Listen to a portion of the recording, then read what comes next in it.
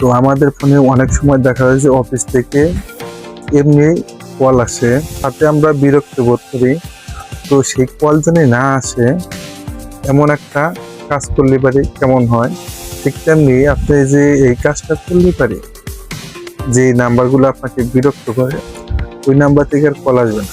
কিভাবে ওই নাম্বারগুলা ব্ল্যাক লিস্টে রাখবেন আজকের এই ভিডিও থেকে তো জানতে পারবেন। অনেকেই জানে না ব্ল্যাক লিস্ট কিভাবে রাখে এই অ্যান্ড্রয়েড ফোনে। তো আপনাদের ডায়াল প্যাডে আসবেন, ডায়াল প্যাডে এসে যে নাম্বারটা বিরক্তকর সেই নাম্বারটা এরকম করে চাপ দিয়ে ধরে রাখবেন।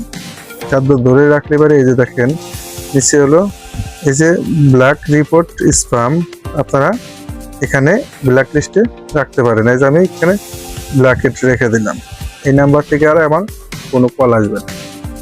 ঠিক এমনি করে আপনারা নাম্বারগুলো ব্ল্যাক লিস্টে রাখতে পারেন। যেগুলো নাম্বার থেকে আননোন নাম্বার থেকে কল আসে এগুলো এইভাবে ব্ল্যাক লিস্টে রাখতে পারেন। তো এই ছিল আজকে ভিডিওটি ভালো লাগলে সাবস্ক্রাইব করে রাখবেন। দেখা হবে পরবর্তী যে কোনো ভিডিওতে। আল্লাহ হাফেজ।